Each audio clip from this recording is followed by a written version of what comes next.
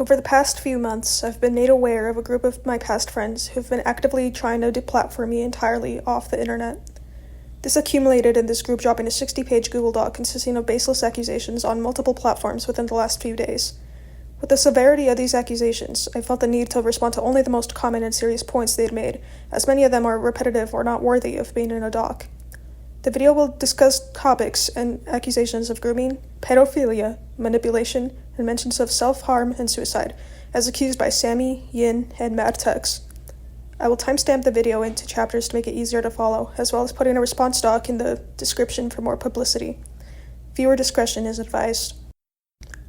To start, I met Finn, or Sammy, when I was 17, and he was 14. I will be calling him Finn for the rest of this video for simplicity's sake. In case you haven't connected the dots yet, we were both minors at the time of meeting.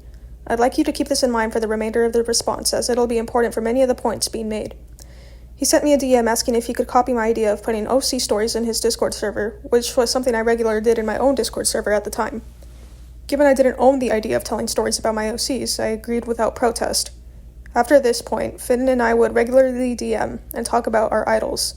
We began collaborating frequently, doing things such as hosting Splatfests and creating songs together. The purpose of this section of the video is to lay out the fact that Finn and I were good friends and that we had started getting comfortable around one another as our friendship progressed. Addressing the first major point, calling me a groomer or a pedophile is incredibly harmful to people who have been victimized or preyed upon by actual pedophiles. Nowhere in the doc does Finn accuse me of grooming him or even being a pedophile. He just throws these terms in because he knows that will get people to immediately side with him. While the pieces of art I sent were incredibly suggestive in nature, I've since changed and communicated very clearly that I realized it was wrong and have refrained from sending content of that nature. I'd like you to keep in mind that for half of these drawings Finn uses in his document, I was still a minor. People may not like to admit this, but teenagers are very stupid. Not a single adult will tell you that they still align themselves with the person they were as a teenager. I am no different. I regret having ever made that kind of art and sending it to Finn, and I have made that very clear to him even before our friendship ended, and way before this doc on me was ever created. Finn himself admits in his doc that he and his friends never considered sex to be a taboo subject, so naturally, a teenage me would have seen no issue in doing this at the time. Of course, later down the line, I realized that I was very, very wrong. I would like to point out that Finn conveniently leaves out screenshots of every single time I had ever told him I was uncomfortable with my own actions and did not wish to proceed with them anymore. I'll put them on screen right now, but I did tell him multiple times, much before our friendship ended, that I was upset at myself for what I've done. From these points forward, I made an active effort not only to completely cease the creation of my inappropriate artwork, but I also began to distance myself from him himself. Attacking me for this when I've clearly changed and grown is incredibly hurtful. I've spent a long time trying to better myself as a person. I've stayed away from Finn and his spaces of the internet, as well as stayed away from his friends and their spaces. For years, I was in no Splatoon Discord servers but my own. I thought I did everything right. I realized I was wrong, stopped doing the things that were wrong, then later distanced myself from the person I did this to. This, however, was not enough for Finn. This brings me to a point I will discuss later in the video, but these people do not care about social justice. They do not care about closure. They do not care about making things right. This was all done in an attempt to slander my name. At this point in the video, I'd also like to bring up Yin's accusations of me. Yin says in this doc that I was sending him NSFW artwork. This much is true. I would like to point out that Yin and I are pretty much the exact same age, born the same month and year. There was absolutely no mention in the doc. There was absolutely no reason for something like this to be put in the grooming and pedophilia section of the doc, given they conveniently left out Yin's age. It almost makes it seem as if they did it on purpose to paint the picture that I am a pedophile or a groomer. I'd also like to add that Yin was completely fine with me sending content of the like. Not only was he fine with it, but he also sent me similar content. Back when we were friends, he sent me a dick drawing tutorial as a joke. Am I here suddenly wanting to call him a groomer or a pedophile for this? Absolutely not. He and I were stupid teens who acted like stupid teens. The point here is that we were both the same age and were both okay with the topic being discussed. It just seems so odd to me that even at the height of our personal beef, which was in 2024, he never brought this up as a concern against me. Even when Yin and I were actively against each other, he never raised this as a criticism of my character. Only now, when it is convenient for the sake of defaming me, does he bring it up. Yin and I have a lot of personal drama years ago that we have since left behind, never to bring it up again, only for him to suddenly care now that it helps build a case against me. Please keep in mind that everything he accuses of me in this doc happened when I was a minor. Like I mentioned before, this wasn't put in the doc for the sake of bringing justice. It was merely done to slander my name. I'd also like to share some screenshots of him and I discussing leaving each other alone. For context, I made a video on him 2 years ago and have since deleted it. It was only on YouTube for a day or two. He asked me to take it down, and while I initially firmly refused, we eventually reached a point where I'd agree to take it down and tell all of my followers to leave him alone. That was the end of that. Even when all my friends tried to badmouth him, I'd regularly tell them to knock it off because I wanted to leave it in the past. I'll put a screenshot for proof here. It looks a little awkward because the person who posted a meme slandering Yin deleted it after I told them I didn't approve of it, but this is real proof that I had never intended on going after him or anybody else again. I believe this also serves as proof of my development as a person.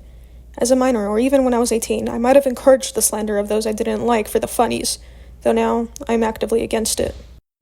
Speaking of slander, I'd like to bring up this next point Finn makes in his doc. In this doc, I confess to having feelings for my friend I met when I was still a minor. I'll be honest, 2 teenagers being into each other isn't doc-worthy, and never will be. A 16-year-old and an 18-year-old would both still be in high school, and there are laws to protect those relationships due to both parties being considered children in the eyes of the law. In addition to this, nothing happened between us, and this was confessed in confidence to a friend, in which I admitted being scared of letting the implications and doing anything in my power to not let it go any further than it already had. Finn himself admits that since nothing ever happened between us, it likely wasn't even a point of controversy, to which he then tries to accuse me of being problematic because, what is a 15-year-old supposed to do? The framing of this is very insincere, in my opinion, because I was having this conversation with Finn as a friend. We were friends. Obviously, I'm going to tell him about the things I wouldn't tell anyone else. This point is just completely uncontroversial, and I'd like to point out that in this point in the doc is where everything that follows is less and less problematic, if you can even call it that. And finally, in regards to Reeves' lore, this was not written in a sexual manner, nor was it meant to be taken as sexual. This was a projection, as I stopped growing at a fairly young age and wanted to inject that into a character of mine. The fact this was added with nothing more than a clip of my character write-up is incredibly dishonest. I rarely saw short adults, and people in general, represented in media in a way that was not having their shortness be the punchline of a joke. So when I made the lore that he would stop growing once he hit a certain point in evolution, this was a complete reference to myself when I stopped growing when I was a child. To call this Shota is an incredible disservice to those who also struggle with my situation, as well as underselling the true problematic nature of actual Shota. For those who don't know, Shota is described as a Japanese term referring to young, prepubescent, or youthful-looking boys, frequently in anime, manga, or hentai. It is commonly used as a genre for content featuring these characters or describe an attraction to them. It is the male equivalent of lolicon. That is simply not what was happening at all when I created my character, and I am genuinely insulted that anyone would ever reach this conclusion. I am someone who in real life is commonly mistaken as being much younger than I am. This has done nothing but ruin great opportunities I would otherwise have if I were the average height and build. I projected these insecurities onto my OC, and was then called a pedophile for it. Let that sink in. I would like to wrap this segment up by saying no, Finn, and no, Yin. I did not groom either of you. The truth is, there was never anything romantic going on between me and either of you, so to call it grooming is just stupid. Grooming is defined as the deliberate, calculated process of building a trusting relationship with a child, teenager, or vulnerable adult to manipulate, exploit, or sexually abuse them. I did no such thing. We were friends when this all happened, and none of it was ever done with the intent to exploit any of you. You should be aware of that, and in nowhere in the document do they provide evidence of me doing anything similar to this. Finally, I'd just like to say that the very notion of calling a teenager a pedophile is just ridiculous to me. Google defines being a pedophile as an adult or older adolescent who experiences a primary or exclusive sexual attraction towards prepubescent children, typically aged 13 or younger. It is defined in psychiatry as a mental disorder, pedophilic disorder, involving sexual urges or behaviors, and it is distinct from a sexual attraction to teenagers or adults. I was never sexually attracted to any of you, and you know it. I was never sexually attracted to anybody. Calling me a pedophile has done serious damage to my reputation. which was likely a part of your plan. I've had to either cut contact with many of my friends or have them cut contact with me because of this. Both your accusations of grooming and pedophilia are by definition completely false. You should be ashamed of yourself for misusing these serious terms.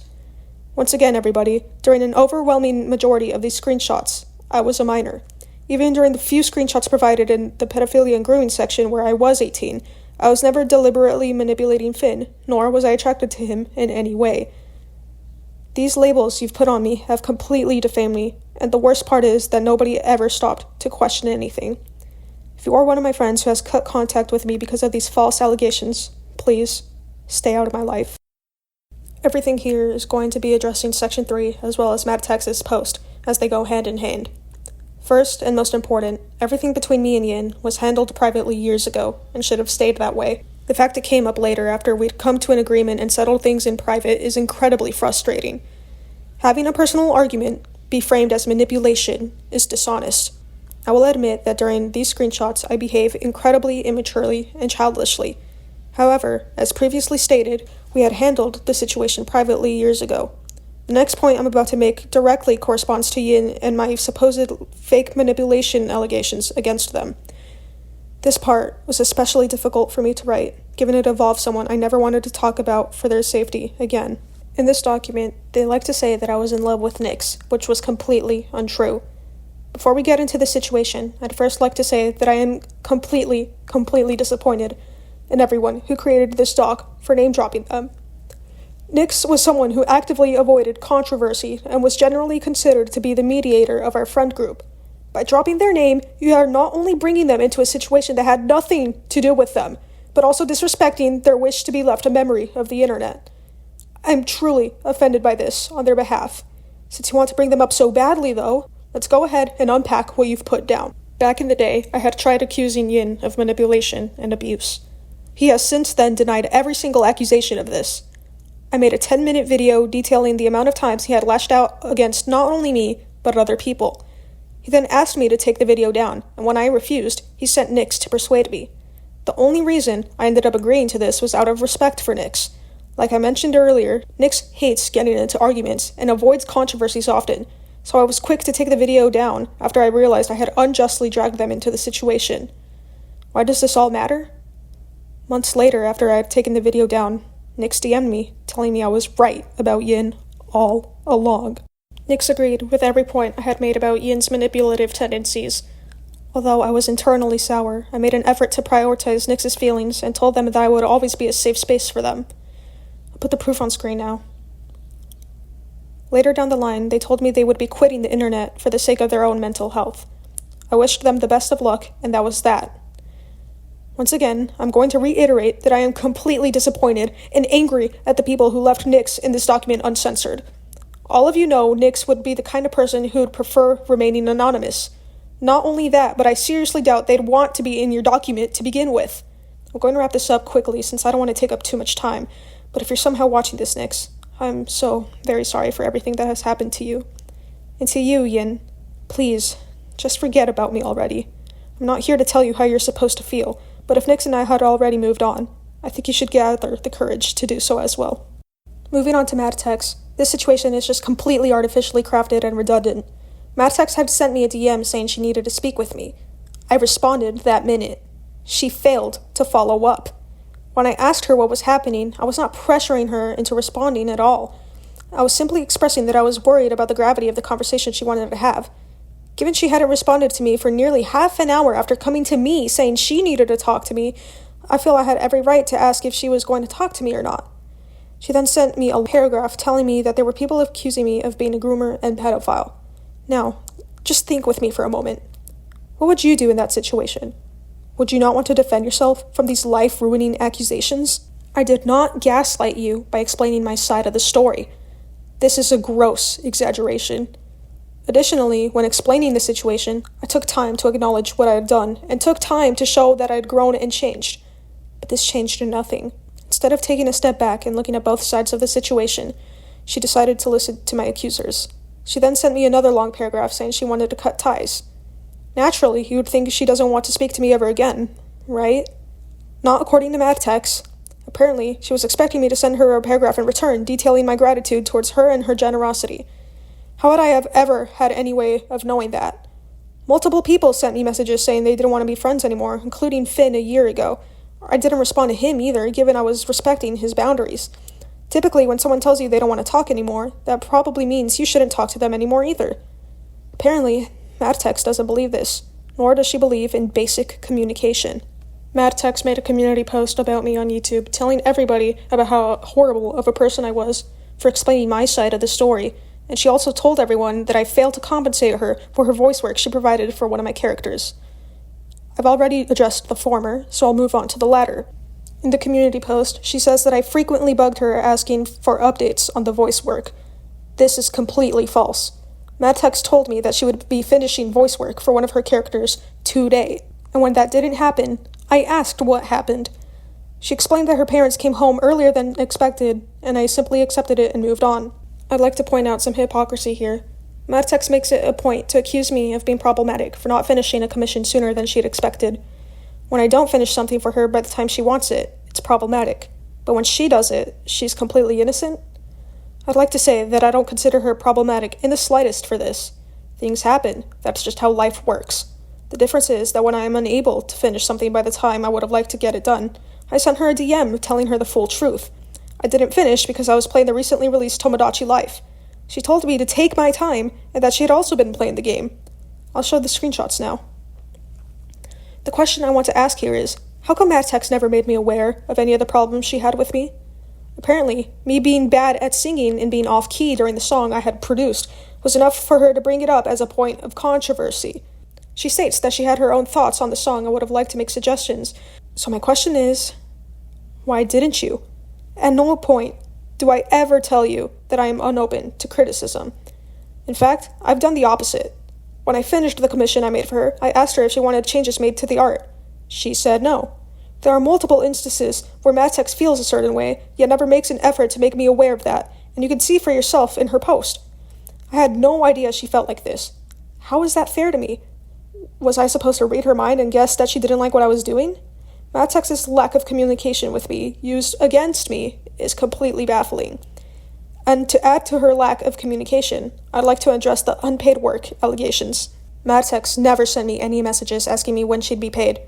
Never. She never sent me any invoices either. I was aware that I'd have to pay her at some point, given I offered to do so, but we had never agreed on a date for the payment to be made. Naturally, if you were in this situation, you'd likely shoot me a DM asking when you should be expecting payment. This never happened. Not once. On top of that, during her farewell to me, she explicitly stated that she no longer wished to be compensated for her voice work. Why is this being used as a point against me when you yourself have denied compensation? I would have been more than happy to pay you for the time you took to record those voice lines, but you outright refused. How is this my problem? I will absolutely not be taking responsibility for the miscommunication on her end. All this is to say that the Madtex situation could have been completely avoided had there been more communication. The entirety of Madtex's community post details her own lack of communication with me, including the screenshot where she DM'd me and proceeded to not follow up once I immediately replied. I truly don't believe that this is a point of controversy, nor is it dock-worthy. This would have been completely different had I outright refused to pay Madtex or listen to her suggestions. Yet neither of those happened, leading me to believe that I am innocent in this matter. Madtex, I know you are watching, and all I will say is that I've been there before. I know speaking up is terrifying. You never know how someone might respond. However, that kind of lack of communication leads to petty accusations such as this. I fully believe you only included this because you wanted to help build a case against me, because the truth is, you never wanted to believe in me. Still, I and many others believe that you are truly a kind person at heart, so please do not take this segment as a personal attack. I am simply defending myself against these false allegations. I don't have, nor do I think I will ever have, anything against you. If you still feel that you haven't been properly compensated for your work, you are welcome to DM me. Otherwise, please leave me alone. Unfortunately, this isn't the only time I was falsely accused of not paying artists. During the Saturate collab, we had many different artists and musicians help out with the project. I made it a point to make sure they were all compensated so long as they made it clear they wanted to be paid. Reminder that this was a passion project and at the time of its creation, I was a teenager. There were multiple merch promos made, and during each one I made it absolutely clear that any and all purchases of the merch would be used to fund the project. I then used the money that was generated from selling merchandise to compensate all of those who requested it. I'll put the proof on the screen now. I even had a public checklist anyone could see to prove that I was paying all these artists. If anyone was unpaid, it was because they didn't request it. Reminder, it was a passion project. There were multiple, and I mean multiple, opportunities to add yourself to this list. Everyone who wanted to be compensated received the exact products they requested, whether it was free merch or actual money. When the merch money wasn't enough, I had even offered to pay out of pocket for the artists. Someone please tell me how I didn't make an effort to raise money outside of merch. Not a single person who received compensation complained to me that it wasn't enough. If they truly believed they weren't being fairly compensated, they would have said so. The only reason I focused on paying Nami more was because she specifically requested that. She requested the €130, not me. I feel that it is unfair to drag Nami into this, given that during the time there was zero problems with what was happening. I got her the money she wanted, and that was that. Nobody else requested further compensation. Closed mouths don't get fed. All this is to say that yes, I do pay my artists. Everyone who has been complaining about me not paying them has either not asked me for compensation or has actively refused it. Finally, at this point in the video, I will be addressing the things I do not believe were dock-worthy, but will still be addressing regardless. First we have me making Splatoon idol videos. I have stated multiple times that I am not a member of the Splatoon community. This is true. However, there are people who think me making Splatoon videos equates to me being in the community. Being in a community is defined by Google as actively participating in a group that shares a sensible longing, connection, and common values. It implies more than just sharing a space, but rather building, supporting, and finding sustenance through relationships with others, whether based on location, interest, or identity. I did none of this! I only uploaded my creations to YouTube as a hobby, not to build relationships. At most, I had a Discord server for my fans, but even that server has been off limits for months now. I completely got rid of invites and stopped posting them for a very long time. The only reason I didn't outright delete my server was because it was usually where me and my friends communicated, and even then, we only ever talked in the admin channels. On most days, the server was completely dead, and people would rarely talk. My question is, how does uploading Splatoon videos while claiming not to be in the community make me a bad person? That itself isn't even a lie. I am not a present member of the Splatoon community. I'm not in people's Discord servers, I don't try talking to people about the game, and I don't even comment under idol videos anymore, which was my main interest when I was younger and in the community. I make idol songs because I enjoy it. I don't interact with Splatoon fans because I don't enjoy it. Is it really that hard to understand? This isn't a contradiction. It's literally the truth of the situation. By bringing this up, you aren't even bringing justice to anyone or anything. You only did this because you wanted to defame me. You are picking at straws just to find anything against me. As proof of this, I want to ask you guys, the audience, a question. Do you truly believe that something as minuscule as this even compares to the much larger grand-scale accusations of me being a groomer and pedophile, which aren't even true, by the way? They don't. Like I've been saying, this document wasn't created with the intention of bringing victims their justice. It was created as revenge against me. In the doc, one of the allegations was that I did not like Twa's rendition of my idol's part in 3 Wishes. This is true. I did not like the musical decisions that she made. My question is, how does this make me a bad person? Am I supposed to force myself to like something that I don't? Also, please be aware that this only applied to my section of 3 Wishes. Not octoprisms, not trenches, mine. Obviously, I had something envisioned for my part. Nowhere in the doc does it state that I tried to take control of any other part. The only time when I did this was to correct timing issues that would otherwise desync the song with the animation. This is why I hammered so hard on making sure that the song stayed true to the original. Again, I don't believe this is controversial in the slightest. If Twa thought I was being mean for not liking what they made, then what was I supposed to do in that situation? I was trying to be as kind and inoffensive as I possibly could in that situation. Twa herself was not offended at all in the moment. If you want proof of this, then just look back at the screenshots in the original doc made against me. All the proof is there. So again, as I've been stating the entire time during this video, I feel that this was only dug up in an attempt to slander me. One of the people in this doc literally admits to trying to re-enter one of the servers they had previously left in hopes of gathering evidence against me, when they were never previously a problem. Even if they did have a problem, they failed to make it known to me via communication, which is a recurring theme in this response. Everyone failed to communicate with me. Not because they had an issue, but because they wanted to create one. Conveniently, this doc leaves out every instance of me highly praising Twa for her contributions to the song Deep Sea Rainbow Tryhards. I wonder why they'd cherry-pick that one time I was being even remotely negative with my opinions, and not the several times I praised them in the song where they had full liberty to do whatever they wanted. Again, the only reason why I was picky in 3 Wishes was because the music had to sync with the animations. Also, I was only picky with my part.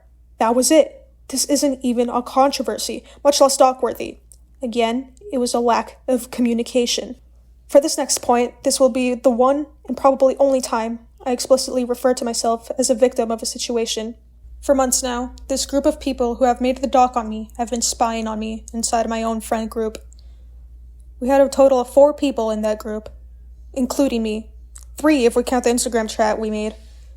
To think that someone in my own trusted circle have been serving as a spy to the people who hate me most sickens me. I have never sent anybody, ever, to spy on the people I disliked. In fact, I'd always tell them to do the exact opposite. I've always told them to never engage with them, as it might start unnecessary drama. Both the spy and my friend group know this is true. I'm going to be talking about the spy for a moment now. For the longest time, we got along great. We never got into arguments, we never so much as had a disagreement, and everything seemed fine from my point of view. They were someone I saw myself being friends with long term. After all, we had gotten along amazingly, and they had shared a lot of private information with me that suggested we were pretty close friends. I had a deep sense of trust in them. I told them about everything, and I mean everything, from my personal struggles to my biggest fears. We trusted each other a lot, though as it turns out, that trust was far more one-sided than I could have ever imagined. The screenshots in the original doc Finn and his friends created contain logs of private chats I had with them and 1 to 2 mutual friends. Those chats were obviously never supposed to reach the public, and was a serious violation of not only my trust in my friends, but my privacy. There have been some concerns about the shit-talking occurring in that chat, but it was purely that. Shit-talking. We would never act on anything we said, and it was all just venting our frustrations or saying outrageous things as a massive cope. The process of elimination, I was able to figure out who was sending all our private conversations to the people who created that doc in order to get some dirt on me. I quickly cut contact with them, as well as our 2 mutual friends. I have no idea if they were complicit in this scheme or not, but either way, I want nothing to do with them going forward. I hope you are all happy for creating such a deep sense of mistrust in me. I'm not sure if I will ever recover from this feeling. It feels as though there is nobody for me to confide in anymore. That, however, is exactly what you wanted. I hope you rejoice in your victory. I've been alluding to this during the entirety of this response, but I truly believe that this doc was never created with the intent of bringing closure to the victims. Most of these allegations are things that could have been talked out with me privately, or already have been. The people who created this doc do not care about justice. They care about getting their revenge on me for things I did when I was a teenager. Let me just say before I wrap this up that no, I don't believe that me being a teenager automatically absolves me of everything that I've done, though I do believe it entirely explains my childish behavior. This group of people have been actively against me for months and have discussed the idea of creating a doc on me since last year. The fact they waited this long to not only create the doc, but present very old evidence is concerning to me. What could their motivation possibly have been? I have my suspicions. I believe as time went on and they began to befriend more people who coincidentally have a vendetta against me, it only fueled their desire to get me essentially banished from the internet. This, to me, proves that it was never about the victims, but rather turning the public against me. They couldn't stand the fact that I was finally beginning to become a better person, both in the eyes of the people and myself, so they used this as their last resort. Keep in mind that not once did I ever intend on targeting anybody who created that doc. I posed zero threat to them. I was generally minding my own business and moving through life with ease. At most, I'd gossip with my friends, but that gossip never made it out of our group chats. Not artificially, at least. I was finally beginning to feel more proud of the person I'd grown to be. Not only that, I was getting more confident in my art. I thought I'd finally gotten to the point where I could convince people that my art was good too. It feels very odd to me that these people waited until this moment in my life to drag me down. I do not believe it is a coincidence, especially since the spy within my friend group had been relaying this information to them for so long. To wrap this segment up, I 100% believe my accusers just wanted to watch my online persona get wiped off the face of the internet. They have had much of this evidence for years now, and coincidentally chose this time in my life to bring me down. We cannot make this up. And finally, my conclusion. To sum up everything I've stated, I was kind of an ass when I was younger. This is true. However, that does not make me the person that I am today. I am not defined by my past. I refuse to let people believe that this is the way I should be defined, especially when I've made so many continuous efforts to better myself.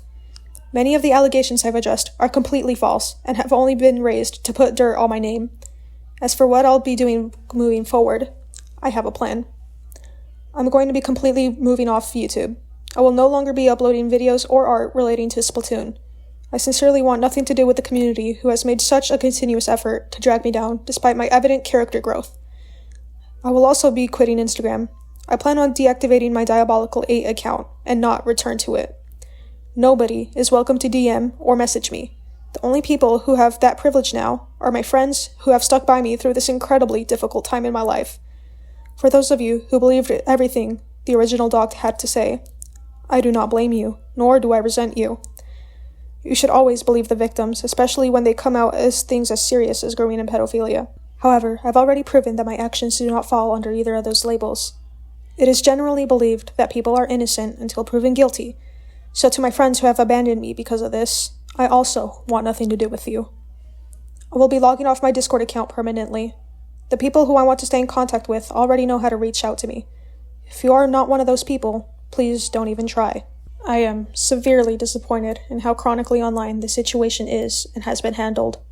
One of my accusers have been extremely unprofessional in regards to how they chose to address their allegations against me, and I find that to be incredibly disrespectful.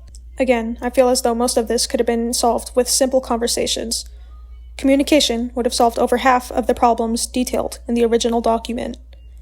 I'd like to end this off by saying I appreciate the times I had on YouTube. Uploading art and videos for all of you guys has distracted me from the incredibly difficult life that I've had to live. Even if it has resulted in all of this happening, I'm still grateful I got to be an entertainer for most. Please do not comment anything negative on this response. I do not want to see anyone harassing the people I've mentioned, regardless of whether they unjustly targeted me or not, in your opinion.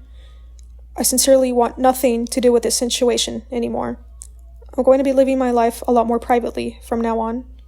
I truly think restricting my internet usage will bring me a lot more happiness, so that is exactly what I'll do. To my accusers, I do not believe any of you are bad people. I believe that anyone can change, just as I have. However, what you've accused me of is something that will impact me for a very long time. Please note that this video was not created to attack any of you, but to defend myself. Still, I'd like to apologize for the way this went down. I was extremely immature in some cases, and a small chunk of the screenshots made me physically recoil from how absurdly bothersome I was behaving. I do not expect forgiveness from any of you, nor do I want it. The opposite is true. I do not expect any of you to forgive me, nor do I think you should. Forgiveness is something that comes from deep within the heart, and it's forgive and forget, as they say. To my other accusers, though, you have made such baseless accusations that I am baffled you even thought of bringing them up. Compared to the far more serious allegations, you've done nothing but attempt to bring me down for the sake of bringing me down. I am angry at you for having falsely led me to believe we were on good terms, only to completely betray me for the sake of adding fuel to the flames. I have nothing left to say to you. And to the spy I was great friends with, was it worth it? I hope you're pleased with yourself. Moreover, I hope the next friend group you're sent to spy on is a lot more kind than I am. Thank you for watching, everyone. Though if I ever return, it won't be under this name, nor will I ever create Splatoon content again. Thank you, and farewell.